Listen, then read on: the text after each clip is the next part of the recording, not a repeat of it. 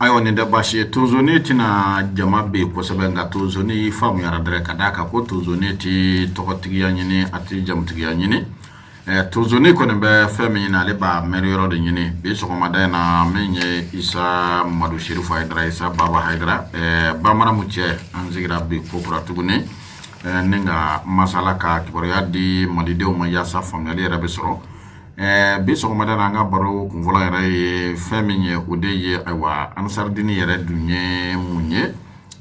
o ye an ka ɲininkali fɔlɔ ye an bɛ ayiwa kuma di isa mamadu sherifu hayidara isa baba hayidara a ka foli di arajo voix des jeunes lamɛnbaaw n'an filɛbaaw ma facebook sanfɛ a kuma an ka sɔrɔ ka tɛmɛ ni an ka ɲininkaliw ye. Ayiwa Viblen an bɛ foli fɔlɔ i la a diyara n ye ka se technicien ma fulakɛlaba Dogole ni ale tɛ an tɛ ka kuma tɛ taa yɔrɔ si o ye tiɲɛ ye dɛ tuma an b'a fo ka lamɛnbaga cɛ ani muso bɛɛ lajɛlen fo fɛn o fɛn de bɛ ka voix des jeunes lamɛn ani minnu bɛ ka bɛna lamɛn i ka réseau sanfɛ n'o ye i ka page sanfɛla ye an ka foli bɛ bɛɛ lajɛlen ye ka foli k'an karamɔgɔ Seydi Souleymane Hayidara ani a ka denbaya bɛɛ lajɛlen Ansaridini président national n'o ye Alhaji Modibo Jalo ye n b'a fo a n'a ka baarakɛɲɔgɔn bɛɛ lajɛlen ka se section de Bamako o président Alhaji Abdoulaye Mayiga n'a ka baarakɛɲɔgɔn bɛɛ lajɛlen ka na se commune 6 sous section Ansaridini ɲɛmɔgɔ ma Bekayi Konate o kumana o bɛɛ lajɛlen ka foli bɛ yan k'a Konate ko bonya ma ye commune 6 la fɔlɔ o bɛ na inchallah ayiwa an ka foli bɛ bɛɛ lajɛlen k'a fɔ toujours Isa Mahamani Sherifu Hayidara don Ansaridini bureau national secrétaire à l'enseignement secrétaire à la formation et l'enseignement kɔrɔ kalanko ani lakɔkɔliw ni formation ye ne ka baara ɲɛsinnen b'o ma bureau national kɔnɔna na ala k'an bɛ sawa mina yarabi yama ayiwa nin faamuyara ne hakili la lamɛnbaaw présentation tun ye nin ye n'o tɛmɛna ka bɔ ye isa baba hayidara an ka ɲininkali fɔlɔ ye min ye o ye ansaridini yɛrɛ dun ye ayiwa mun ye dɛ mun dɔn sugu don ayiwa i ka ɲɛfɔli k'an ye o la. Ok, ala k'an bɛ sababa ma. Ami. Viblen mɔgɔ caman bɛ ɲininkali kɛ a la bi mɔgɔ caman fana bolo k'ale b'a dɔn a bɛ fili la a bɛ ka miiri ni fɛn dɔ ye. Ni min fɛ sigi tɛmɛnen na yeko ye fɔko ban nka lakale bɛ dɔ fara a yanga kan kɔnɔbara laci muru ye da ye diɲɛ yɛrɛ ye sugu de ye fo i k'i yɛrɛ ɲɛfɔ la hali n'i yɛrɛ dɔnnen don yɔrɔ fɔlɔ a tun bɛ fɔ ko sukaro ni kɔgɔ publicité kɛ a bɛ kɛ sisan dɛ a bɛ kɛ a tɛ kɛ fo ka ɲɛ mais a tɛ kɛ k'a fɔ k'a ka di a bɛ kɛ k'a yɔrɔ fɔ de parce que sukaro suguya ka ca a tɛ fɔ mɔgɔ si t'a fɔ k'a ye munumunu ka se a kɔgɔ timiman bi yan a ye munumunu ka se a sukaro timiman bi yan nka o tɛ fɔ nka tiɲɛ yɛrɛ la i b'a sɔrɔ dɔ mago jɔlen don sukaro la a tɛ sukaro sɔrɔ yɔrɔ dɔn a t'a sɔrɔ yɔrɔ dɔn sukarotigi kan ka fɔ ko sukaro bɛ feere ne ka bitigi la yan a bɛ yan n'a yan fɛ kɔrɔ a tigi bɛ sukaro ko kalama a mago bɛ sukaro yɛrɛ la mais a t'a sɔrɔ yɔrɔ dɔn c'est pour cela o de bɛ an bila Ansaridini ɲɛfɔli la sinon a n'a ka timiya n'a ka bonya ni baaraw dɔɔnin nka kuma dɔ la dɔ kunna sirilen don ko dɔw la a wajibiyalen don o ka se ka ɲɛfɔ Ansaridini ye association islamique de association islamique o kɔrɔ n'a fɔra association o kɔrɔ silamɛya jɛkulu de don jɛkulu min sigilen don silamɛya dɛmɛni kama o de ye Ansaridini o la silamɛya bolofara dɔ tɛ i n'a fɔ silamɛya bolofaraw ye bolofaraba fila ye a ka ca mais belebeleba fila o de dɔnnen don diɲɛ kɔnɔ o de fila bɛɛ bɛ Mali yɛrɛ kɔnɔ ani farafinna tile bolo kan n'a fɔ o ma ko ahlu sunnati wa jamaa o sunamɔgɔ n'a fɔra sunamɔgɔ ne bɛ ka miiri ka taa min na suna yɛrɛ bɛnkan na o kɔrɔ tɛ sunamɔgɔ o ye sunamɔgɔ fan dɔ de sunamɔgɔ kɔrɔ de ye jumɛn de mɔgɔ mɔgɔ ka u jɛna n'a ye k'a fɔ ala kira kɔfɛ Abubakar de kɛra kalifa ye sallallahu alaihi wasallam Abubakar sigira nɔ na o kɔfɛ Umar nana o kɔfɛ Usman nana o kɔfɛ Ali nana n'a ye kalifa ye naani a fɔ olu de ma ko sunamɔgɔ mɔgɔ ka faamu taara kɛ o ye n'olu b'o siraw kan a fɔ olu ma ko sunamɔgɔ o taabolo in kɔnɔna na sufiya bɛ o kɔnɔ o taabolo kɔnɔna na wahabiya yɛrɛ fana bɛ suna kɔnɔ sufiya bɛɛ sunamɔgɔ de sufiya ye sunamɔgɔ fara da awɔ sufiya bɛ o kɔnɔ sufiya de ye mɔgɔ minnu dara maɲumanko la ka da kama ni kɔsɔnna ko mɔgɔ bɛ den mɔgɔ da fɛ ka ala masɔrɔ n'u bɛ kaburu ziyaraw kɛ ka dabaga in ka do kai ka horoma nyini kosobe ka mo baw do ni ala che na fu ma ko tawassulu ani tabarruku ani ka barka nyini ken u nowi u sigiro u wolo yoro u farla finu u farla siu daji u jilu halu abe mo ngom ba donc ko ngom ndara la ko obi fenye garatigla adam ne kira la kase mo ko man bela jilema obi mauludu olu ya fam ko fenketa do o ba ke ka barajina la kala nyina la kala funi ay o dale no nasiko ni semen ko la ka fo anyuma mbala anyuma o ti do kafira konana ni ya kafira ke obi do kafira konana minu dale no ala ko nyuma ne juguma mbala afo ni mako sufia ngamenu ya bolo ko ni nyuma retala be haramu aywa muludu ti daga bidado otmana ani onanyo no fo tabule ni maka ko wahabia ya ni te kuma jugu rete c'est double ni kuma fotoro ka fo ida turala kuma te tableau de todo voilà mi fika fa mais wahabia ni sufi o bebe suna kono voilà o be suna groupe yi wala ansardin te tableau doy ina fo groupe flana e shiamo ya halubetu minu ko kunye kira na somogo tai olube mo mi erekoni kira no na blala o ye aliwi kasi ali deuma kasi o deuma fuka tase mo chama ma ko fe olube minani ke o yoro la ko semene mbola ko de busi alama fon ma ko suna wal mashia bolo fara woro beno je ko non fla de be abe sanfe non de kabo akelo kele na kla rodo wala ansardin te bolo fara in dola kelenye ka famna ansardini re ka foko an ye damel no kata suna mo ma ay suna mo be ansardini kono wala mo do dale no suna ta sraina an yere bebo kono na suna mo be ansar kono ba fa pili pari yo yi shia mo fana be akono me ansar te wole da kata foko suna ma uti wole da kata shia ma awa ute shia ko keleke suna mo fe ute suna ko keleke shia mo fana okoro lu jole me centre la ka ben ko sawaba be ala ka sawaba fana no ka baraka nay ko ta dini re baji ka si ka ta kira ni sabo ko me minka o mana ke mi ansa din ka ta chugo yo uyi ko sobe ola toriga fana te voilà na wa torika ti jana ni kadira wala ansa den te torika ko sobe mais torika fana minu be malila belebele ba ti jana ni kadria ansa din ko nana ti jania u bala ashiku na mukadam na zawiya tugo be ansa ko no do tay urudi era bubulu do tay ti jana bi dobulu kadira bi dobulu ti jana tanegele bi dobulu kadira tanegele bi dobulu do rete urudi la ansa din ti wele kana ni ma ati gen ka fo ni bi do tona fana ku ka ni bla folo ni antartita ni bala bi se ka do ansarla ni jina naka statine règlement wala ka toni fanana wa yi doni ko ansarla neni ndoy jafana ki fe ko fare bolo dala ansar shara citin membi bali o ni ko tiere la o courage te e la o tante bolo ko mana ansar din siglema ka statine règlement mun ko ni sono maka ba awa tonde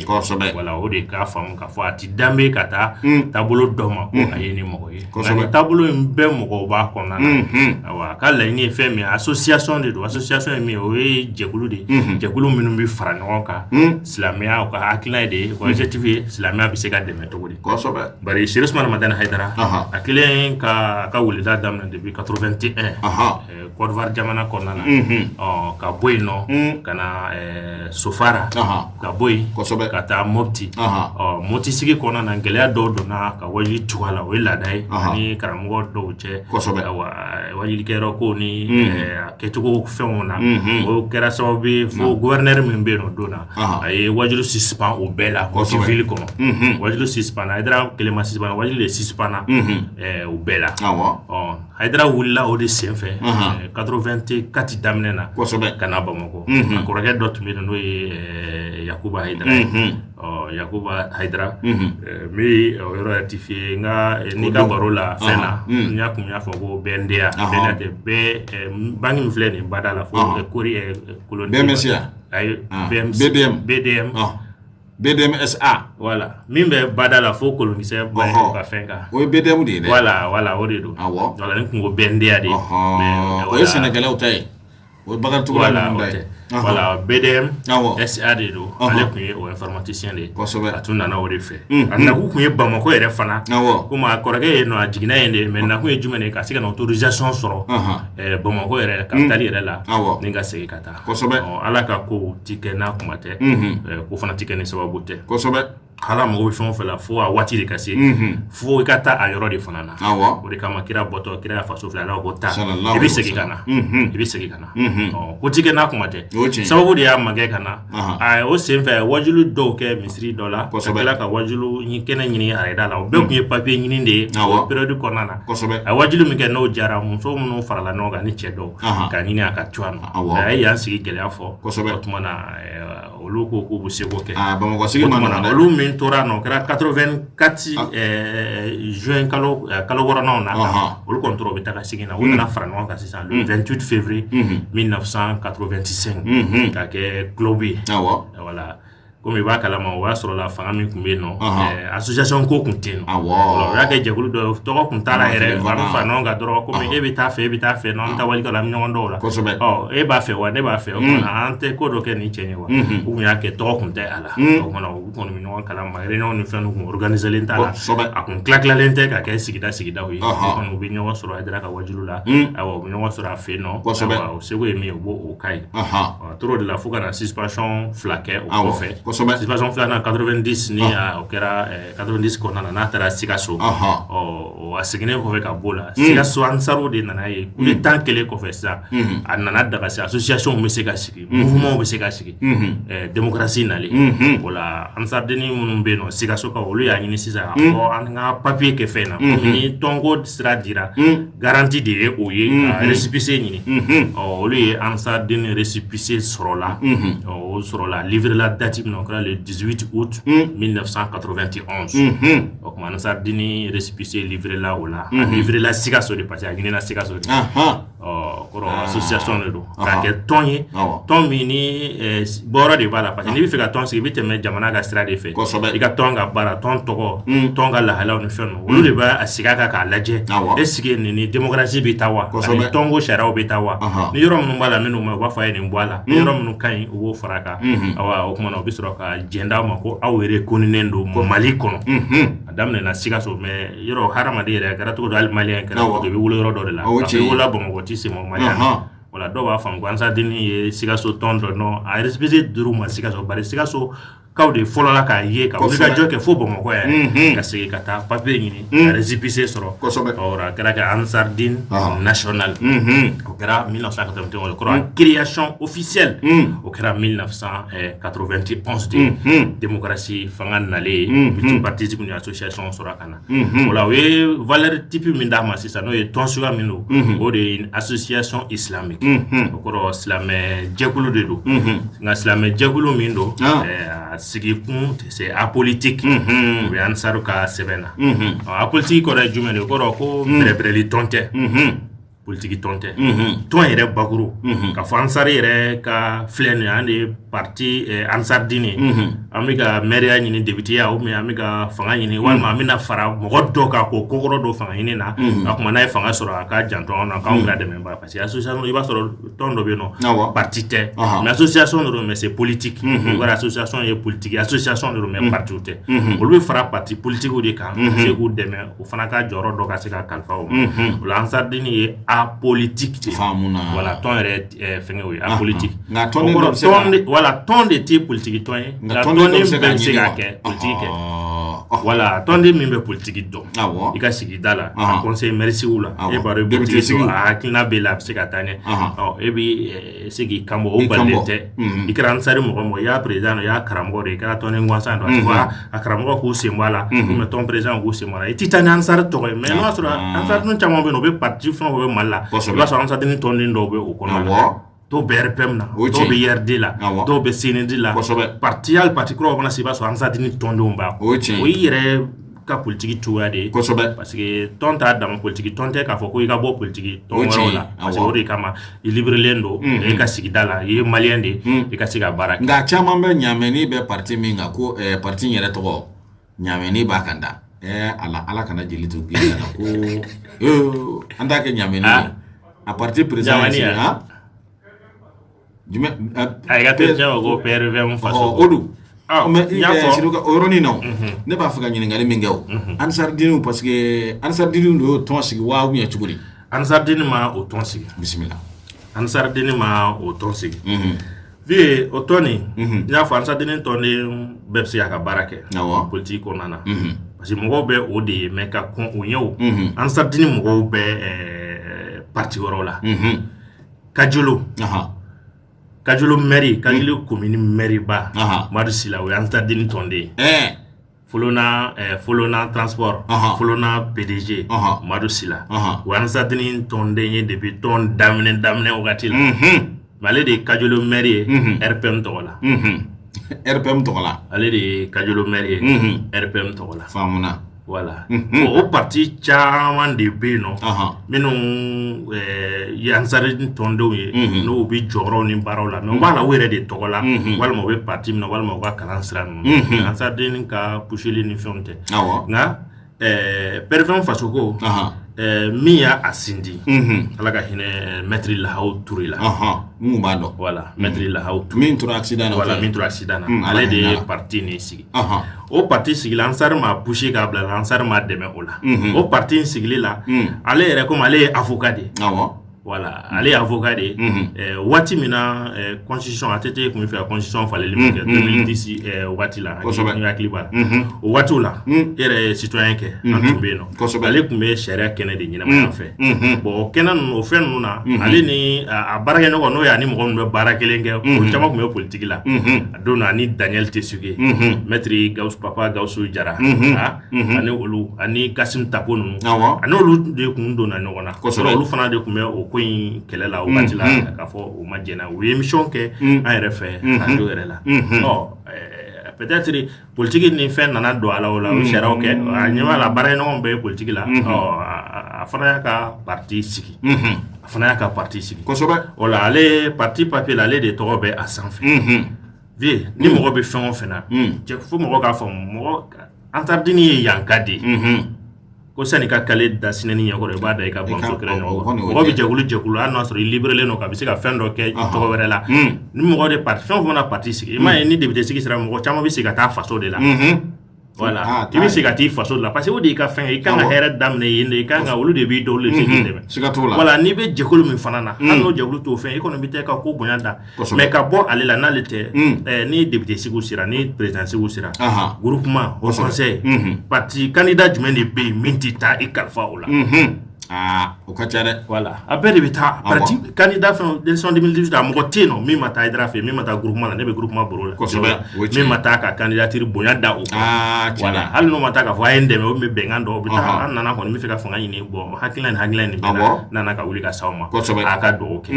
o tamo o se dugu ma nyaro ne turo o ta se oloma o ta se duba mo association ba no beta o wera nyefo o voilà hakilina de o se ka ay faray ka to me o kan ka do ko fi kan ko nyini do o ya akene kan ko voilà on ni parti si e be jekulo mina awa ay ni mo gon weta e i kokoro do ni olu ye ba nyino olu fe ne olu minu sona olu be faray ka ale to de bi sans fait mo gon mi ye président si ça o de kun ale ka adjoint no Mamadou Sidibé voilà mais papier respecté be bodo mina wa pro mettre fatra Sidibé kera a président o toala o koni o tian sarwi a bureau exécutif la mo bade ne ba kono ko so be tian sarwi no tian sarwi an saru bala na fo ade mala an saru bala ko so be yerde la an saru bala chama partinité c'est-à-dire parti de teno an saru doté min kono na famuna voilà o kona o koro ko i libéré lendo e ka fenke voilà mais o yi ka politique ni hakilina wi ni sira kan sara la min convoqué o kuma na la famia o se ka fari ka na dale no ere kun o na dale no ko la wal mahal ne a dale no la parti ko fana me dostron ni na e o ko ni keletino c'est a politique mais ton be libéré lendo min be politique do ni be fe ka ke e tokola e ta kan sara tokola et à but non lucratif et puis ton fana do amasi fondation te entre président voilà entreprise ni fondation ni ONG ni bis fin do sigi boloka awa ka se ka soro do ni soro do kera a be la sigi atondo mo nuko action ni ka 20% bala ni tono kera ko na o be sigi ma ni ta 10% bala o ni mi ka pourcentage ka so be ka direction ko e a bit no lucratif projet ka te wari ni ko ma dabo de ka ton ni sigi ka wari de ni awa ni wari ni soro la sisa be cla atondo ni nyonjo mo ko action be ala mais abse ka entreprise o créer akonana a maintenant on fait comme on tila ka do ressources konana voilà ressources parce que ton ni sirle no ayre la voilà on fait ndagale no jamana kono abse ka o ke ça te no ka foko o balle no ka fo no awe a politique aga tonde no fle politique la yo ko awe a bit non lucratif on a obe ka misri awe ka kalanso jo na ka boulangerie jo awe ka jo non chera me o bali chera ko on te jaw e comment ça détail on commence en bon ni patron o ti wa no ko ni jaw ke la tonde olu dex le fin ko de kam mais association ni fin chama bi bolo ele ma ko do la an misri jo misri ba krefe magasin mon ba ou c'est à faire non voilà mais si mata war ni kama na ne magasin do kala ko ba shona ele ni o war non na do de me courant sara ni tout ko sa warama wara ka sa tuma ola ko in korowe lanza dini e tomi asiglendo ni chugane la adele no slame chairman belajile ni suma belajile ko slame chairman ni suma belajile adele no ni sona aka sharia o ma voilà ni sona aka sharia o ma voilà ni asatini ka aka statut ni règlement c'est ka do fanyo la bon statut ni règlement akacha parce que ni règlement ni statut le va sera à claclalé no voilà c'est des dispositions générales ni addition ni ressources ni fait no lu ne ba kono statut ba l'article kacha ko so no e ansardine nationale mais statut harmonisé fona be ansardine no e jamana mbebe nyon so statut wa ko statut harmonisé voilà au beno voilà statut harmonisé là Mali Côte d'Ivoire Burkina e ba sera là ou ka fait un chamana peut-être ya français photo wa no lu ka appellation to wa sigidala olu de be bonno ma ni ansar la je jo ka fo tonde suya ka Côte d'Ivoire statut la je ka Mali statut la ka Burkina ta la je iba soro la apekeli ko sobe ressources la Côte d'Ivoire ta Mali ta Burkina ta apekeli objectif la Côte d'Ivoire ta Mali ta Burkina ta apekeli hali bureau membre hakem mi sigileno postu munu bala Côte d'Ivoire ta sigileno to komna Mali ta sigileno to komna ko kilen la ibina e Côte d'Ivoire statut là ni Mali tabe article 7 là avoir faut l'adhésion à l'ADN est volontaire individuelle et réalisée suite à la prestation de deux serments serment d'allégeance à l'islam le bayat islamique le serment de fidélité de l'association par l'acquisition d'une carte de membre donc mon ansar deni ton c'est volontaire volontaire et jumani et puis doit la yere de ma voilà busatigi titi ka busatigi jako ya ka fo che yere mena fe bible yere mena kuma be na ni ka che jako ni ma do zarla che la voilà otala c'est volontaire c'est volontaire voilà c'est volontaire et individuel et bi do ekelene kana ko bible ka do sisa e donner so no che ara ko ni ka ko ma e bamara mo re to ko se ai otala ai ni kuduma yin wa ni ko ni bamara aya to ko se ai ndo be to ko se ai fa kana so epital babaram ni la famuya na era ya ko aba wuri ka jona wari bo na girunye na re sona e ni ba la famuya mo so ya e fenyumando na sona abi na do ayere me tse ka ko ke ba todi na sona abi na de abi la kala era ni na sharia o ayere de biso wala o de individuel tse ka do ndro ka groupe ba do ka na ko anga dugu be dugu tige ba ni e ni ngata anga dugu be ansar dini mo ina fotara la ka ba ke to walma almami ma ko na fo biya ka duro almami donné ansar la ka fo e matala ngana e mo beto ne mo ma ke ne kunje bi voilà on pro otala o de individuel i ka sondro fin flama no de bayan battery to one mais o fla be sigilendo aka statut ni règlement o bi kalaye no kalale nya sa o point kuma baw o ibi sigika a détail da ni ko ki mo bala ki bitala yi ka so o ba tire ka dimo Allah o mais na tinye ko mi fon ka chan ala kuma ba mi no ni bara be mo no lu kono o be o lu kala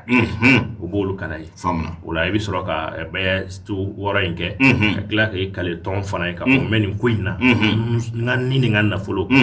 ma ken sebela ni ngana folo nenkera la nafiga la ka ton jafa ala ni qur'ana kana tuna kabako o de y'a gɛlɛma o kuma na i b'o o ta o b'a sɔrɔ la a bɛɛ de fɔra ɲɛna wari bɔ minnu b'a la wulikajɔ minnu b'a la awa a place kow bɛ cogo min na réunion minnu b'a la ni ko lahala o bɛɛ de sɛbɛnnen don a bɛ ni fɛn a fɔ min ma ko écrit noir sur blanc a bɛɛ foyi tɛ k'a kɔnɔ min sɛbɛnnen a jɔyɔrɔ ko siɲɛ t'a la kɔni siɲɛ t'a la n'ala sɔnna ma don wɛrɛ n'an donna o kɔnɔ ni Mali bila o kɔnɔ don o don walahi lafiya bɛ ban o la deuxième tour ti k'a la kuma de quatrième tour ma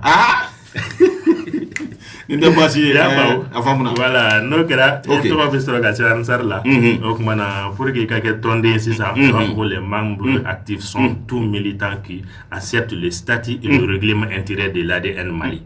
o kuma na tɔnden o tɔnden jɛna ni statut ni règlement ye a bɛ kalan ye de ko a dibi tɛ dɛ a bɛ kalan ye de o mɛ k'a d'i ma yɛrɛ ka ca k'i jaga bɔ a la ɔ ni sɔnna ma ko ne bɛ nin ɲɛ o kuma na i sɔnna ma o y'a fɔlɔ ye a filanan prête le serment de l'islam n'o de ye bayatul islamia ye il faut l'aide woro fana ta prête le serment de l'ADN Mali n'o ye bayatul diwani i ka le tɔn ye i b'o kɛ prendre la carte des membres tɔndenya sɛbɛn i ka jɛn n'o fana dɛlɛw ni cogoyaw de b'o la mais procédure de b'a la i bɛ tɛmɛ o fɛ mais i ka jɛn n'a ye k'a fɔ i bɛ sɔn i b'a ta prête à Allah son âme et sa fortune i ni nin ka nafolo u b'a bila Ala ka sira de kan voilà. S'acquitte des cotisations et contributions demandées. Amina do resiri kono e ka son fana cotisation ye bololajɛw ye ani bolomafara minnu mana ɲin'aw fɛ ko dɔ la bololajɛ kɔfɛ e ka jɛn'o fana ye s'engage à instaurer la paix dans la famille, le quartier, le village, le pays et dans le monde. I b'i kale o kale i b'i kale de k'a fɔ e bɛ kɛ bɛn sabatibaga ye i ka du kɔnɔ k'a fɔ e ni cɛ de donna la ka kɛ fitinamɔgɔ de ye e mana don a la dɔrɔn vieux ni cɛ donna nin ko in na muso kan ka ɲininka n ka cɛ e donna mun ko kura la i bɛ mun de la f'a ka dɔn i yɛlɛma cogo ni magaya cogo fɛ ni den donna a la bangebaga kan ka ɲininka de ko karisa mun de y'i sɔrɔ mun de kɛra i sumayara a ka ko cogoya bɛ yɛlɛma o de ɲininen ni muso donna a la fo cɛ ka ɲininkali kɛ mun de y'a sɔrɔ o de i bɛ kale i bɛ kɛ bɛn sabatiba ka kɛ fitinamɔgɔ ye n ti faga to dun o tɛ silamɛ ye n tɛ tan n kɔrɔmuso bɛ mɛsi don fɛn don ka fitina ni fɛn wuli n'o kɛ dɔrɔn a bɛ fɔ ko e b'i den kɛrɛfɛ fɔ o kɔrɔ engage à instaurer la paix dans la famille, le quartier, le village. Donc n'o ye ka sigida ye sigida la ani diɲɛ yɛrɛ bɛɛ lajɛlen kɔnɔ i ka kɛ bɛn mɔgɔ ye kosɛbɛ diɲɛ b'a la Serifukɛ yɛrɛ y'o basigi karamɔgɔ voilà basigi karamɔgɔ ka k'i ta fɔ jamana ka basigi karamɔgɔ s'engage à se former par le moyen mis à sa disposition par l'ADN Mali tuma na ninnu de ye tɔndenya ka ye o ye ninnu de Isa Mamadou Cherif Haidara Isa Baba Haidara awa radio voix de jeunes lamɛnba cɛ muso denmisɛn mabakɔrɔ hakili la aw bɛ ka faamuyali sɔrɔ Serifukɛ n'o tɛmɛna ka bɔ yen an b'a fɛ ka ɲininkali min k'i la sisan ko Ansardini tɔnden dɔ tɛ Ansardini tɔnden dɔ wele sariya ɲɛkun kelen na walima polisiso la a m'a kɛ ko o ko ye yala i bɛ se k'o ɲɛfɔ an ye wa ani Ansardini yɛrɛ dun maa miliyɔn hakɛ joli don bi diɲɛ kɔnɔ bi voilà Bible o min filɛ nin o kɛra Ansardini cogoya de ye fɛn faamuyalen de ye ale tɛ sariya ye quoi o tɛ sariya ko sɛbɛn a tɛ Ansari yɛrɛ papier si la voilà o tɛ Ansari papier si la mais tiɲɛ na Ansari la n'i bɛ don o tun bɛ a f'i ɲɛna fɔlɔ la yɛrɛ tun bɛ a ɲɛf'i ɲɛna k'a na sɛbɛnnen k'a fɔ n'i donna la bon ni jo ko nana an b'a ɲɛnabɔ ani ɲɔgɔn cɛ de an bɛ a ɲɛnabɔ ani ɲɔgɔn cɛ de voilà ni a ma gɛlɛya mais Ansardini polisi t'a bolo a tɛ kiiritigɛ yɔrɔ ye o ye sali dialogue ni fɔka bɛn réconciliation a b'o de kɛ mais tiɲɛ na n'o ma ɲɛ mɔgɔ si balen tɛ ka taa fanga na voilà parce que adamaden kɛra to ni ko fana bɛ ka bɔ mɔgɔ sugu bɛɛ bɛ taa la parce que ne nin fɔra dɔrɔn dɔw bɛ se ka na don ka dɔ ka juru ta walima ka fɛn dɔ kɛ parce que sariya la fɔ ko an tɛ ɲɔgɔn wele fanga na bon n'o kɛra i bɛna kɛ dɔ fana tɔɲɔni de mais mɔgɔ ko yɛrɛ cogoya kama jɔn kɛra cogo to i bɛ lajarabi fili dɔ bɛ se ka adamaden sɔrɔ o la an b'a filɛ nin an n'a Ansardini tɔnden ye jalaki dɔ kɛ juru sira fɛ walima ko dɔ sira fɛ min ye fangala ko ye mɔgɔ tɔ ni ɲɔgɔn cɛ tiɲɛ na an ka bureau de bɛ yen nɔ bureau fana kɔnɔ chargé de conflit de fana bɛ yan o kumana i bɛ taa a ɲɛfɔ o ɲɛna o kumana u bɛ kuma n'a ye u b'a tigi wele bureau la u bɛ mɔgɔ caman karisa i ye nin kɛ karisa la ne de bɛ ka e t'a mɛn dɔ ka juru ta voilà o kumana ko bɛ cogo di u bɛ kuma ni ɲɔgɔn cɛ i bɛ jija kɔni i bɛ kuma jɔnjɔn fɔ o tigi ɲɛna nin de ye n sɔrɔ nin de ye n sɔrɔ o kumana u bɛ taa tigi fana lafaamuya a fɔ yɛrɛ dama ko de don o tuma na i b'a essayer ka kɔnɔ nin waati in kɔnɔna na an ka nin ko bila ten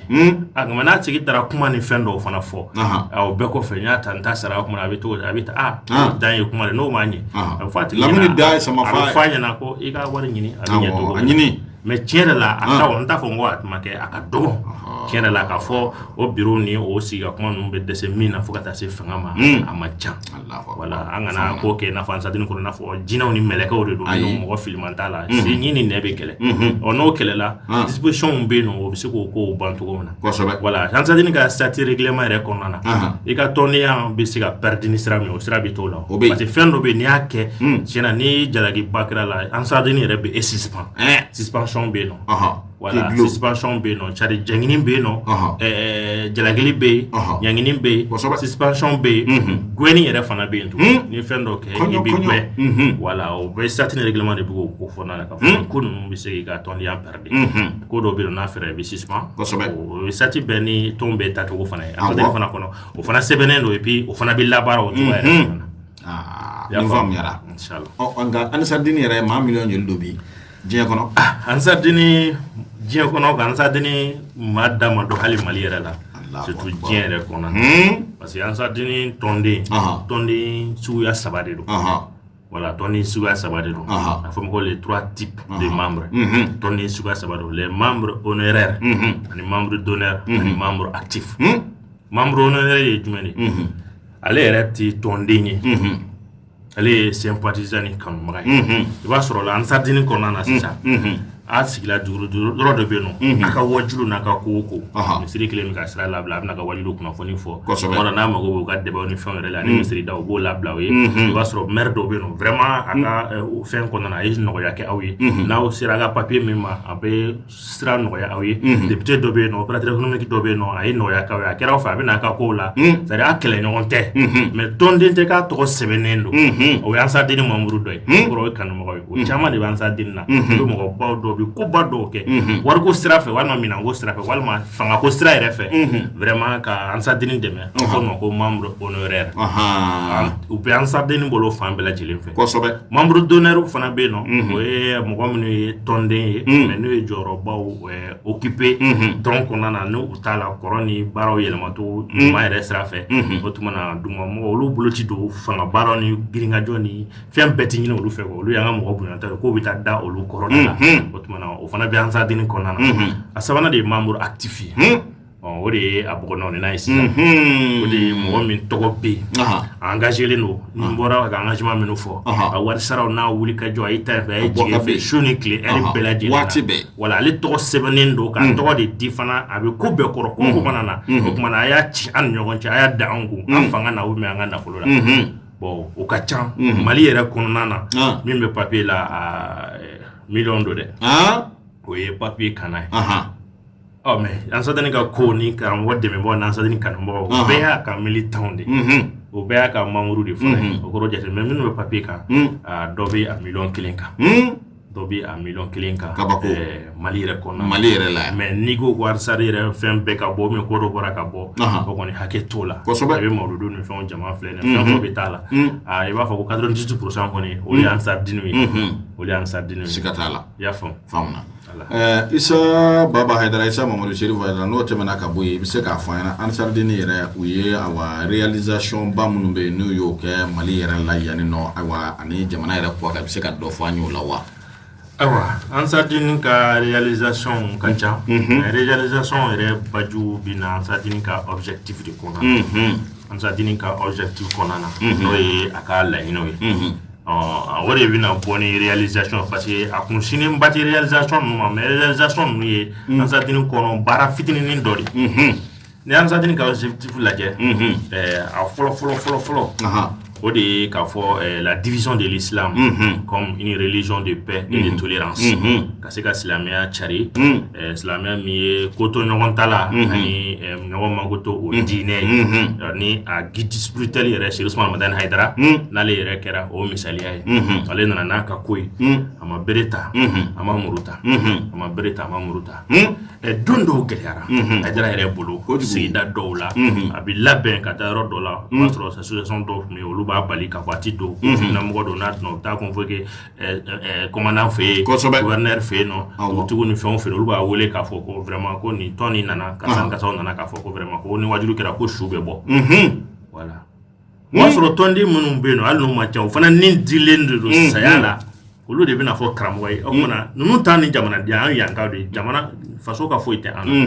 bɛɛ bɛ na dɔnkilidalaw bɛ na u b'u ka concert kɛ cɛtiribɔlaw bɛ na olu b'u ka comédie kɛ wajilikɛla wɛrɛw bɛ na ka bɔ fan bɛɛ lajɛlen bɛ ka n'u da sago fɔ anw ye duguden ye an ma dugu tana tiɲɛ dugu ka juru t'an na an y'an ka karamɔgɔkɛw la a tɛna foyi o fɔ ala ni kira ko ta o kumana karamɔgɔ an bɛ sa de karamɔgɔ b'a fɔ ɲɛna ko a ye sabali mɔgɔ tɛ sa ko in na mɔgɔ tɛ sa ko in na a jɛnna n'a ye a seginna n tɛna dɔw kɛcogoya dɔ fɔra o y'a dama kuma ye parce que ko ma bali kɛli ma a tɛ bali fɔli ma kuma bɛɛ n'a fɔyɔrɔ ni a fɔlenw fana don san a dira ka san doni san janjila bɔnna n'o ye san ye a bɛ siɲɛ fɔlɔ min a bɛ taa san a ko gɛlɛyara kosɛbɛ u y'a bali cogo bɛɛ la ka fɔ a ti kɛ a ti don voilà u y'a wuli k'a sigi k'a fɔ a ka bɔ yɛrɛ de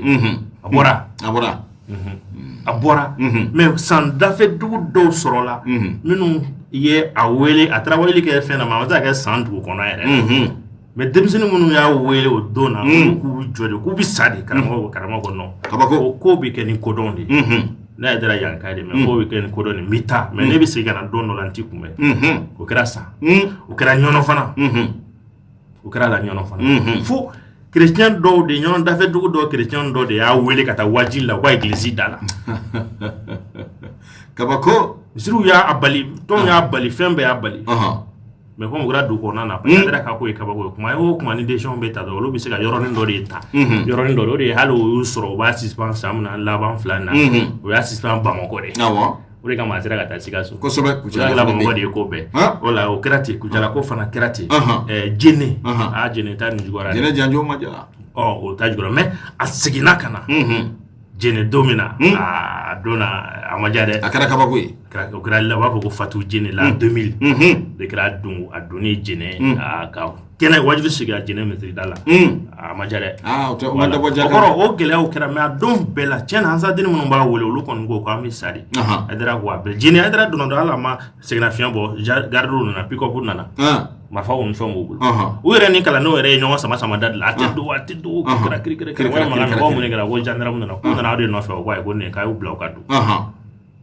u nana ci fɔ u taara sebe fɛ yen nɔ sebe nana fɛnw fɔ a ɲɛna ko tiɲɛna n y'a faamu mais marifa tɛ ne bolo a ye n ka minɛnw bɛɛ lajɛ mun tɛ ne bolo min bɛ ne bolo micro de ye ala ko ala kira mais n'a nana fɔ ta ko tantɔ ne bɛ sabali n bɛ taa mais jamanaden de bɛ n ka sariya dɔn n bɛ se ka n plaigner cogo bɛɛ la parce que yan kaw de ye n wele mais Haidara joli ti bɔn ne tɔgɔ la tasuma tɛmɛna ne tɔgɔ la guerre ti wuli ne tɔgɔ la a jabila ko tɛ ko voilà a y'o fɛnw kɛ de ka tɛmɛ de ka bɔ o de kan komi diɲɛ bilala kura ye sisan fɛn ko ninnu na dɔw fɛn dɔ sinon Haidara ni a taw de bɛ ɲɔgɔn na ka fɔ o kɔrɔ ka diinɛ lase bɛɛ ni basi kɔnɔna na ka wajulu kɛ fɛn kɔnɔna na a ye ale yɛrɛ ka basi kɛra o ye a y'a ka kalandenw fana bila u ka baara kɛ o cogo la n'ala sɔrɔ ma ni ala ye si d'a ma ansaden yɛrɛ wajulu organiselen b'a bolo cogo di ansaden y'o wajulu hakɛ min kɛ san kɔnɔ vie a n'a karamɔgɔya sigicogo kabako de don organisation o kɔfɛ la saine compréhension de l'islam par la formation et l'information objectif ka se ka silamɛya faamu ɲuman don mɔgɔw la ni o la kunnafoni ni o la kalanni kalanbulonw jama kalanbulonw bɛ yen musow ka kalanbulon ansadenni sigida la Bamakɔ kɔnɔ Bamakɔ kelen Bamakɔ dɔrɔn Bamakɔ kɔnɔ comité min bɛ yen comité 124 ne ma bisimilahi 124 voilà comité de min bɛ Bamakɔ kelen mais o comité kalanyɔrɔ min bɛ yen o bɛ kalanyɔrɔ 300 bɔ so kalanyɔrɔ 300 ani denmisɛnnin kalanyɔrɔ Bamakɔ kelen pe Allahu akbar o bɛ o bɔ madrasaw fana olu fana créélen don mais a bɛ kɛ ni formation ye mɔgɔw lakalan ni k'u informer o information bɛ di sira o sira fɛ kunnafoniw bɛ di sira o sira fɛ o ye ansari bila ka don o da ninnu bɛɛ la k'i seko k'olu bɛɛ lajɛlen na télé ko ni radio ko ni réseau ko ni fɛn caman yɛrɛ et puis u tɔgɔla ta tɛ yen nɔ fo k'u tɔgɔla ta sɔrɔ n'a ta bɛn partenaires fana b'u bolo tuguni radio ni téléw la minnu bɛ se ka jɛ ka baara kɛ silamɛya ɲɛda ɲuman ye fɛn min ye o kumana ka se ka bɔ k'o fɔ mɔgɔw ɲɛna o kumana o ye ansadenni ka objectif dɔ ye l'amélioration du comportement moral, civique, spirituel des fidèles musulmans. Anta dini ka laini fana ye. Silamɛ yɛrɛ ka jogo ni a ka kɛta n'a ka fɔta n'a ka hakilina dusukun bɛɛ lajɛlen bɛ se ka améliorer cogo min na k'o bɛn kelen ma. O kɔfɛ de sisan la réalisation d'infrastructures sanitaires, éducatives, religieuses, sociales et culturelles. I ka baaraw bɛ don o kɔnɔna la ka se ka la sengankɛ kɛnɛya fɛnw na n'o ye dɔgɔtɔrɔso ye ani kalanyɔrɔw ani diinɛ sow n'o ye misiriw ni réunion-kɛyɔrɔw ye awa ani culture ni fɛngɛ bɛɛ lajɛlen réalisation na infrastructure la sanitaire la o fɔlɔ dɔ ye centre de santé Cherif la min sigira Ansadenw fɛ depuis 97 an hakili b'a la Cheikh Usmane Madani Haidara ye ko in wele da o y'a sɔrɔ la taabolo dɔw tun bɛ ka na ka se ka fɛn dɔw bali an ka dɔgɔtɔrɔsow la ka sɔrɔ silamɛya ye kɛcogo ɲuman fɔ a la o senfɛ a ye wulikajɔw kɛ o y'a sɔrɔ min yɛrɛ kun n'a se yɛrɛ kun b'o ye ka fara dɔɔni kan o kun ye Sidi Bɛkɛ Kunta Ala ka hinɛ a la n'a duma ma tɛmɛ bɛlɛ la vraiment ale fana danayamɔgɔba kɛra Serifikɛ ka ɲɔgɔnba kɛra ye a miirina tun bɛ ale la a se kun bɛ ale ye mais waati ma fɛrɛ a bolo ani a balimakɛ a y'a hakilina min da o ɲɛkɔrɔ kosɛbɛ o ye hakilina in labalo a kɔfɛ depuis a yɛrɛ ɲɛna u ka jɛ ka fɛnw kɛ o senfɛ hakili b'a la a dira ka mawludu kɛti dɔ bɛ yen nɔ 97 la a b'a fɔ ko n'i y'a ye nin ko in bɛ bali silamɛw fɛ an ka dɔgɔtɔrɔso la ko an ma fɛn kɛ de ko Mali silamɛya kɔnɔ ko birikiden kelen tɛ yen nɔ hali kolotuguyɔrɔ k'a fɔ ko nin ye silamɛya tɔgɔ ye chrétien ye mineur ye Mali kɔnɔ centre b'u bolo dugu caman na u bɛ anw furakɛ fo a bɛ kɛ sababu ye dɔw bɛ taa o diinɛ na silamɛya pourcentage kun ka ca depuis o waati la bɛɛ y'a sɔrɔ an kun bɛ fo 90 kɔnɔna na ka na ye fana ko foyi tɛ yen nɔ anw de sirilen don fu la walima k'an sigi jamana yɛrɛ la a ko Mali silamɛ in hakɛ 90% musulman 90% musulman a ko juma o juma o kɛsu ka sigi misiriw la bɛɛ ka duuru a yɛrɛ minɛ ko duuru ko bɛɛ ka duuru juma ko n'o kɛra walahi silamɛw bɛ se ka fɛngɛ dɔn u t'a kɛ de n'o tɛ ne bɛɛ duuru di ne yɛrɛ ma sisan a bɛ ɲɛ a bɛ ɲɛ i bɛ fila bɔ la ko ne ma ayiwa baasi tɛ o fana bɛ ɲɛ dɛ o bɛ ɲɛ an bɛ dɔrɔmɛ kelen di technicien ma bamananw de fɔ ko ni ye fɛrɛtɔ ye dugu kɔnɔ dugumɔgɔw ka kɔnɔnju ka don bɛɛ lajɛlen tɛgɛ ɲɛ kelen finimugu walahi a bɛ birifini dɔ bɛ fo a nɔfɛ n'i ye mɔgɔw wele vie n'i ma mɔgɔ ye b'i yɛrɛ karamɔgɔ ni wele da kɛ o tuma na bɛɛ de ye ɲɔgɔn fɛ mais bɛɛ m'a faamu k'a ye o tuma na bolo mana funu a bɛ da bolotigi kun a y'i ko segin ka na Ansaru ma Ansaru ko hali sisan a y'a fɔ o conseil ka déclaration de senfɛ mun y'ale don dɔgɔtɔrɔso ko in yɛrɛ la n'o ye Ala ma hinɛ Sheikh Hamala Gindo o tuma ale ka bana kɔnɔna na ale yɛrɛ de taara n'a ye o taara n'a ye Gabriel Touré la dayɔrɔ ma sɔrɔ ka taa n'a ye Ponché jinɛ dɔgɔtɔrɔw wulila k'u jɔ de koyi mais a ma sɔrɔ yɛrɛ de a fatura mobili kɔnɔ ka sɔrɔ o bɛ ka li dɔ ɲini a ye siga t'a la karamɔgɔ o y'a lakasi a bɛ maa kasi dɛ u y'a lakasi fatu mobili kɔnɔ voilà Sheikh Gindo tun bɛ baara kɛ ministère la arabu kalan tɔgɔ la wajulukɛlaba don baaraji bɛɛ b'a dɔn administrateur tun don wajilikɛla don a kalannen don diplôme ba b'a bolo bi jigiba ye mais u kana bana dayɔrɔ u taara bɔra n'a ye dɔgɔtɔrɔso min na ka taa n'a ye Gabriel Touré la o yɔrɔ bɛɛ lajɛ u ma ban koyi walahi dayɔrɔ ma sɔrɔ Haidara tun bɛ ko nin ɲɛma ale yɛrɛ mɔgɔ dɔɔni olu sen don u bolo don a y'o kana ko karamɔgɔ ko an ye fɛɛrɛ bɛɛ kɛ ko mais yɛlɛ n'a ye Ponché an bɛ weleli kɛ u yɛlɛ n'a ye Ponché olu fana dɔgɔtɔrɔ bɛɛ wulila k'u jɔ ko Haidara yɛrɛ nana o nana laban yanni u bɛ dayɔrɔ bɛ sɔrɔ a fatura ka to mobili kɔnɔ o de Haidara ko f'an ka ko dɔ kɛ n'an kumana an ka baara kɛ ne kumana bɛɛ ye ni bɛɛ m'a faamu jɛkulu min tugura an nɔfɛ ne ni olu an ka kuma ɲɔgɔn ye a ko Ansaru mɔgɔ ma ko a ye fɛɛrɛ kɛ Ala ka so a ka jɔ o wulikajɔ ni fɛnw kɛra sa Ansaru dun bolo Ala ka so o ka misiri ma kɛ musokɔrɔw bɛ hakili la an bɛna tɔli misiri de ci k'a kɛ béton ye wari dɔ sɔrɔla min bɛ sɔrɔ miliyɔn 100 hakɛ la waati min na o nana o fɔ Haidara ye ko nin bɛ se ka dɔ ɲɛ a la a ko Ala ka so misiri in tɛ kami min ma o ye fantanw ɲɛji cɛyɔrɔ n'o ye dɔgɔtɔrɔso ye dɔgɔtɔrɔso o don na dɔgɔtɔrɔso in jɔlen bɛ kulu min sanfɛ vieux n b'a yɔrɔ dɔn a bɛ kulu sanfɛ dɛ mais dɔgɔtɔrɔso in kunnama filɛ nin cogo min na bi kulu in kun ka jani o ye kulu ne cira k'a kɛ plat ye nin cogoya la ka sɔrɔ ka yɔrɔ jɔ la an taden dimanche o dimanche an taden hali sisan o la dɛ dimanche o dimanche an taden kun bɛ taa cɛncɛn bɔ de la kulu min bɛ ka kulu ni ci misiri ni fɛn ninnu bɛɛ a baara bɛɛ kɛra ni o cɛncɛn ninnu siga t'a la voilà tuma min na Haidara kelen k'o fɔ o tuma na o taara yɔrɔ min yera k'a cɛ ka ɲi o la olu fana bɛ yen nɔ o tuma na baara daminɛ sisan san kelen kɔ de kɛra ka kulu ni dasi ka san kelen kɔ ka mugu don a la ka dasi fo ka na kɛ plat ye kɛnɛ fɛrɛlen ka sɔrɔ ka baara fana daminɛ hakili la dayɛlɛ la 2009 la 27 mars la à l'époque président ATT ani a ka ministre Ibrahim Touré fu ye gitɔrɔni da o kɔfɛ a dayɛlɛ a bɛ dayɛlɛ don min na valeur kun ye 1,3 milliard o de donna a la a nana ye f'a ka dayɛlɛ ka sɔrɔ a baaraw ma ban o b'a sɔrɔ min donna a la o y'o ye président de la République taara fɛn nin dayɛlɛ o b'a sɔrɔ Jɛnɛbugu sira a kun tɛ maga dɛ an delila ka bɔ Segu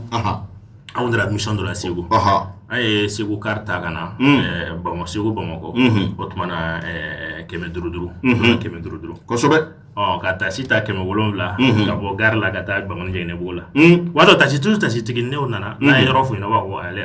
wato Jɛnɛbugu sira ka bɔ Ponda la ka se église da la ni giri Haidara ka so sira mobili kun tɛ se ka tɛmɛ ne sen t'a la dayɛlɛli kɛra o cogoya de la président yɛrɛ bolila o dingɛ o da la fo président yɛrɛ y'a fɔ n'o ye ATT excellence Amadou Toumani Touré a ko ale selen yɔrɔ dɔ la ko dɔ y'a fɔ ko président an ka sira président président de y'o fɔ kɛnɛ kan ko n'ale kun sera ka kuma k'ale kun b'i kun bɔ k'a f'i ɲɛna ko gabakuru da ye ka da in na fɔlɔ président bɛ sɔrɔ k'a tɔ dilan mais a y'o fɔ ɲɛna mais a yɛrɛ taalen vraiment ka taa baara nin filɛ a ko Haidara ma ko tiɲɛna nin ye baara ye jamana ka baara de ye jamana ka baara de kɛ komi an donna a kɔnɔ ka yɔrɔw lajɛ ale fana n'a ka experts nana olu de y'a fɔ président ɲɛna ko baara in man dafa ko yɔrɔ dɔw bɛ yen nɔ chambre dɔw bɛ yen nɔ olu ma dilan opération kɛyɔrɔ ni fɛn dɔw bɛ yen nɔ ko olu m'o k'a la kosɛbɛ président ko k'o devis kɛ olu de kelen y'o devis kɛ o nana di président de fana ma k'a fɔ ko 50 millions o fana baara tɛmɛna olu ni président de cɛ o wari fana ma don Ansar bolo dɛ o kɔni nana 50 millions o ka baara in bɛnn'o ma o nana ka o chambre dɔw labɛn minɛnw ni so dɔw labɛn opération kɛyɔrɔ ni fɛn o bɛnna 50 millions ni labo dɔw ko 50 millions voilà président ka fɛn kɛra dɛmɛ ye mais vraiment an b'o fɔ président wulila ka jɔ a la k'a ko bonya kosɛbɛ i b'a dɔn o ye ATT yɛrɛ cogoya a ko ni jamanaden sera ka hali sɛsulu de jɔ vraiment o y'ale ka fierté de ale bɛ taa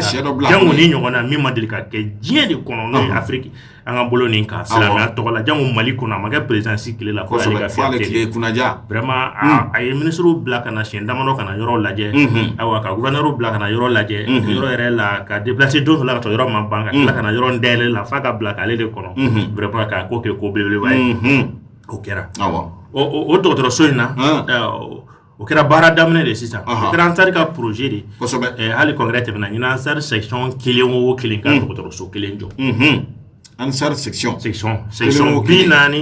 ani 6 de bɛ Ansar kɔnɔ i n'a fɔ section bɛ sigi arrondissement dugubaw ni cercle dugu de la a fɔ mɔgɔ section o 40 ani 6 de bɛ Ansar kɔnɔ 2020 exactement sisan o kɔfɛ Kucala dɔgɔtɔrɔso premier père Dado a don na o y'a sɔrɔ Musa Mara kun ye ministre urbanisme na ani Thierno Hadi Umar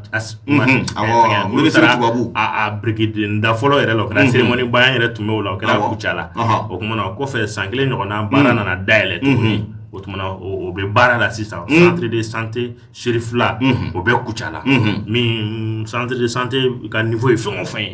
o bɛɛ lajɛlen u b'o kɛ yɔrɔ kɛnɛ belebeleba don chambre ni furakɛliyɔrɔ ni pharmacie ni kɛnɛw ni espace bɛɛ lajɛlen bɛ a la o toga kelen na Pesoba olu fana ye quoi centre de santé dayɛlɛ o fana dayɛlɛ la olu ka niveau la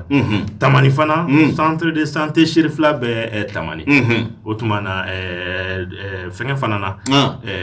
Ɲɛwuleni n'o ye Garaba mara kɔnɔna voilà centre de santé Cherif la bɛ yen fana o kɔrɔ centre de Cherif la min bɛ ka baara kɛ bi Mali yɛrɛ kɔnɔ o ye 11 ye 11 o de bɛ baara la dɔw bɛ projet la Kayika ninnu ka so yɛrɛ banna o baaraw ni karamɔgɔ résidence olu ye o fɛnw kɛ o bɛ ka waati de kɔnɔ dayɛlɛ don yɔrɔ baden ta de bɛ yen nɔ banako in de nana la o kuma na pour que olu ka yɔrɔ bɛ se ka dayɛlɛ cogo min na o kuma na o projet bɛ yen nɔ o ye Mali ka niveau ye 11 kɔni bɛ en place déjà olu bɛ ka baara kɛ mais a ɲinɛno section 46 in bɛɛ fɛ san 5 kɔnɔna na i ka se ka centre de santé i ka se ka jɔ n'i ma se ka jɔ i b'a ɲɛfɔra mun y'i bali a la voilà kabako o baara bɛ yen nɔ o ye dɔgɔtɔrɔso ko sira fana ye fo ka na se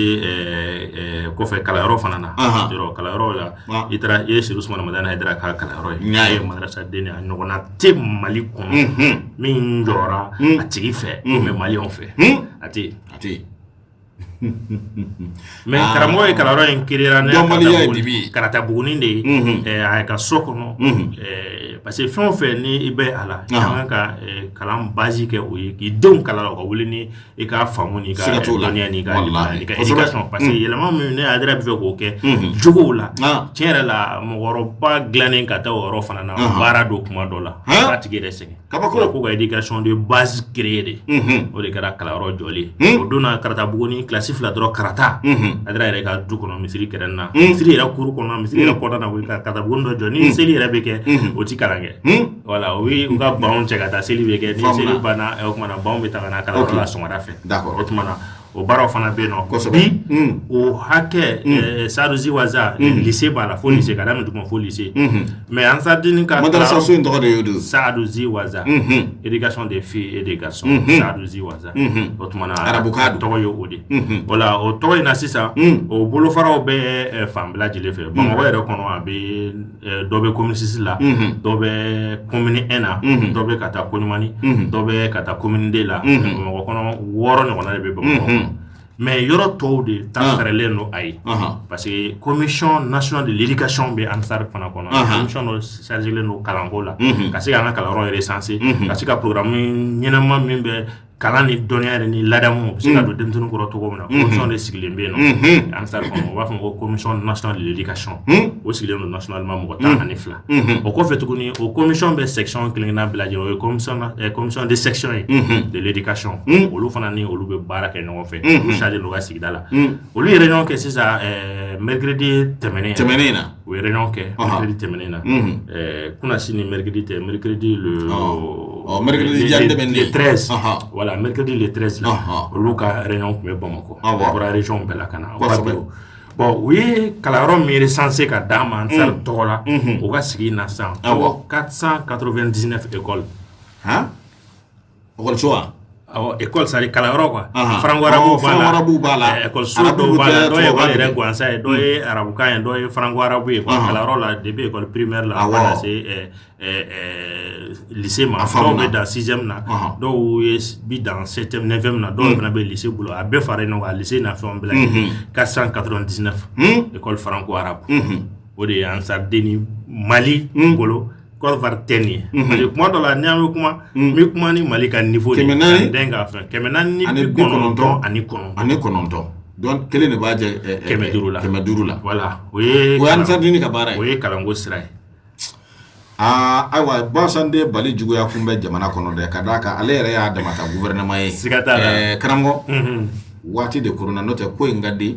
a ka dabila yɛrɛ awa a mani ne yɛrɛ la kuma tɛ awa an lamɛnbaaw ma faamuyali ɲuman kama minnu b'a fɛ k'a faamu yaasa bɛɛ k'a faamu ɲininkali kelen ka bɔ kuma kɔnɔ n'o ye Ansardini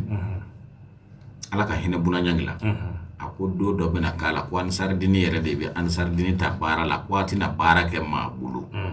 ne ko nin baara minnu bɛ kɛ aw fɛ Ansardini kɔnɔ ɲɛdo kana lillahi kana lamari kana lillahi kana lahu o bɛ yen nka o kuma k'a daminɛ nin baaraba ninnu na a dɔgɔtɔrɔso a n'a yɔrɔ wɛrɛw taw ayiwa ani sécurité minnu bɛ yen ne ko ayiwa aw bɛ sara wa mais baara ninnu ye fu ka taa kunbɛn sini lahara jɔ don Ala ka an fɛ amin ya rabbi ya ma yɔrɔ ne tɔ min objectif kɛra nin an y'u kalan an kun bɛ ka don a walawalali de la an b'o fɔ sigi wɛrɛ la yɔrɔ nin ye laɲiniw ye nin laɲini ninnu bɛ kɛ kicogoya min na o de tun ye an ka bi baro yɛrɛ ni waati corona ma mais an bɛna a kɛrɛnkɛrɛn parce que ale kɛnɛ ka bon vie ale ne yɛrɛ ka ɲɛfɔli la ale la ala ta ba ale la sigi fila kɔnɔ objectif c'est ni ressource la n'o de ye Ansardini ka ressource ye a ka wari sɔrɔ siraw a bɛ fɛn o fɛn kɛ a fanga min b'a yɛrɛ la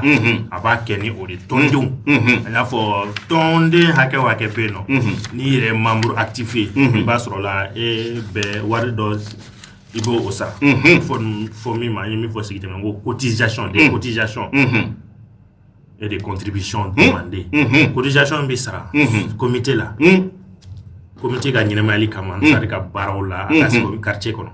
abi sara sous-section na commune ka ñinamali kama tadini bi se ka yelen to na commune kono aka commune kono nana sous-section section arrondissement walma cercle do o mana oyoyi kana se national fana be ala jamana bisabani shegi ayo o kalaye sigi temenena wala cotisation de beni bela ani contribution e dum ba soro cotisation ne bi nani kema flawa kema on lui la da meta mais comment la kongere mi boraka ke kongere recommandation bi kononto ni shegi ne di bureau nationalement Bikonondo ani shigi. Kuko ke. Baraw bala. Boko bala. Kasika furo do nyini ko aménager ka baraka la. Ka kila ka sika salle de spectacle do sigi ube ala. Ka kala hake do dale, ala du hake do be ko dale. Kasika télé hake do be. Ani ka ni fenu ya fenga ko re duma. Ko era banako be sa bureau min sila sa bureau bi na convention min ke sa conférence nationale. Ko yang sar bureau ka bara do bureau national au sein de l'Union la conférence internationale, conférence nationale, Malika niveau là. Pour que ça en chien qui est avec Moludo. Si vous avez chaque 3 mois, à une convention, au week-end bureau ni comité de contrôle, une section binane woro ka délégué ça va. Nani rubi na kalo sabo. Kera civil terminé le 20. Au donc la civil terminé ya chako sabana en 2020 konana. Wala sisa now sigira sa congrès ni fen nunde ama manda min dama awa an sigira ka esperu ta nu manna wala sikene wana la awa ni fen nu ni be ben jolima una a milliard hake fo a milliard hake awa aga chane ni fen na fa no ka plus de 6 milliards an sardu ni radi ba barabe voilà o ndale sisa bureau sigira ka la ka bon ambe bina nani keme fla ni tantani drodro mi frano o bitta ka ke bara korom ke olu ye nunu ya mo kontrandi ka esi osi ngaye ni mi faraka ni te nga birje kono nana birje dun te fin bolo dale ka bla ko war mu do de blale me ok mana ni be ke to godi ok mana ni jama sona minu ma yo te ta kelingile anga folo na anga jega ni ke din se ke folo ko re ni fo men se ke folo anga tan ke kele moy osmana o benani ma wera sebe kramo re nana ko ay fon fe am bena min fana ka tremene ko fe ko bela gelema kan o betoy ko ga nyeshi furugo ma kolon ko nama waso 200 hectares o gunyini na ton fe ko ga nyeshi o ma ko ro kra priorité fana si ça o no kera sisa ame munke wari blalentino wari min nambo sera cotisation no tabo sisa ne plan d'action de ne sisa plan d'action de fana bisa o de bichi sisa ka tonde ni na bena milliard ke mima o ma ko de kanga ke o la tonde hake mimbe so o de beta ko diviser o hake de o mana boni mi sa fo mo ko aka tanda ni dro ko fe tonde kelen o kelen kan ni sa plan d'action mi se ka financer to gomina mai ima sisa nga juma wore amino dian sarma ko de shiri usman madana yadrama kila anga wala c'est-à-dire nga nyin ngali be menga juma wore ko wala nyi ansar dinu be bara menge ubi sarala de wa ubi oti sarawa c'est-à-dire ina fo bunanya kapma ko ansar dini bina ansar dini tabarala o yoro ni tarabarala ibi sarabarala me fa ka do kono a wari ye joli voilà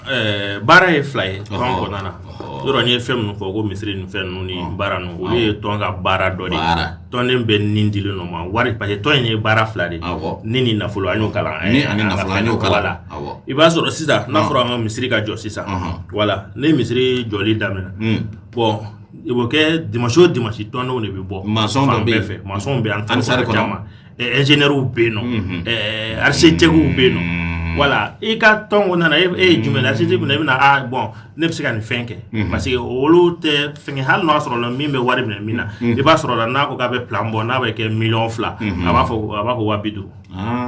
voilà ni don de bena fana balo de be alors voilà et ka mo ta ka fo wala ka mo dro ka bon ton ke kata de matu mo be fendo de bla mais mimi da mo ti saray voilà e ba soro no o bara mun be no fen nana sa din barakala mun be soudeur mun be ni portugo sera a de vibe duma o ka tonya ka masa o be se ka ti kena mana no di tondo ni mo o jago ari yere ka fenge bon no sera mo be anzare bi yere ko lo fendo la mena sera sera ma do na ni ko wa ke furu ba ko ni chena ni bara be no na sera portuglama soudeur mun be ansaro ko no be no o le be wele kana ni portu ni fenge mun be o kuma na abaga devoke bon onu ni kenema mo ta sa ke kele wa so ka tondia na e be jera la et na se ka fen fo mi na tra kenema o se ka no wala ta wala e ka fen ka la ka boloka ni moto fere be ba la je ka tondia no sa ke fu e ko fen ko biti d'accord mo bara mun fana be no entreprise resistance ta olu mo mo be ta olu bi sarade o parce que antaria de ka se ka bara ta de kele voilà ne yo bara ta kele ne kele ka dematiki ta go bla o bara la fête da mo yo ko re wu to ko entreprise fen fo an sardini butro sola fengen no u bisara voilà ol mo bisara bara en kono na fele la voilà o bara ne be o sara ko o do sola be min soro la o kuma na olu ka sara be no mino be soro la olu ka sara be no hal ne adi ko na ko toujours o belala e ka toni ya e ka yere di o hake bala e de matiki olu jate be me o olu be sara o bara na parce yo kala ne o diplôme o bulu no tra ke kenamana na awa am se wo na fa me ni a yere tala e vraiment anga folo ela e ka no ya ke ani olu bisara ola me bara tonu fana na be laje de déplacement ni fen olu bara o be tato wodi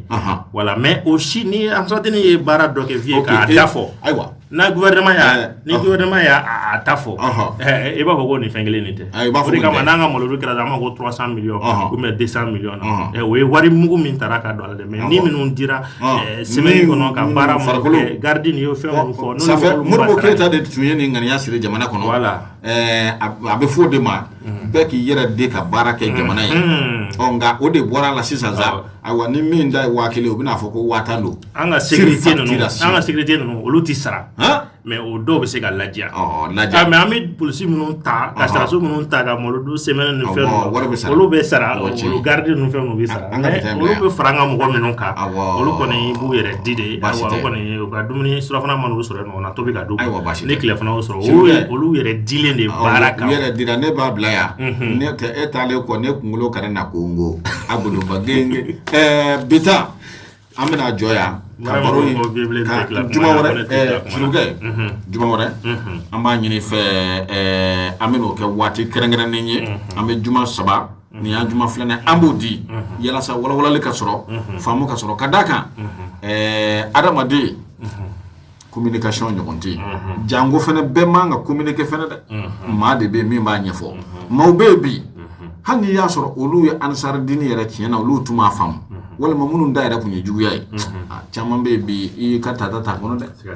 ne ra mi vleni ne chaman da kono ne na nyu na u chayara shirifuka ibina yi a toro le me jamana ko ina a degu ne me jamana ko ina toro kundala ni ye shirifuka toro le jamana ko ina abeka toro dodi abeka sege dodi abeka neni dodi wa abeka ton sharia men vena vura règlement ni statut abeka o ye men voday no e jamana basigili wallahi shirifuka mo de makara basande bali abeta meninga de bela gele pana vérité fagata ki kadala ko kele e po sigire aywa o kuma ne kon de dore don an wa sibiri na tayna jamana basigili min yaro ni on bo kun ye basigi inshallah ala jabra ala ku to ga mai me inshallah de ra ga me jamana ga basigi tinya ka fo jamana ka jo kambe juma wore banga folu fo ba maram ye kun ala sona ma ko bunya jaraye o ko zana nyuma ko ani che anaka baraji technicien o shufa ibala je manya bla foli ni munum bala ibe ulu tige yasa boro nga ku awa iye flaga hakli may mbado i hakli juru tani nedo o alaka clear hakato ben nga sallallahu muhammadu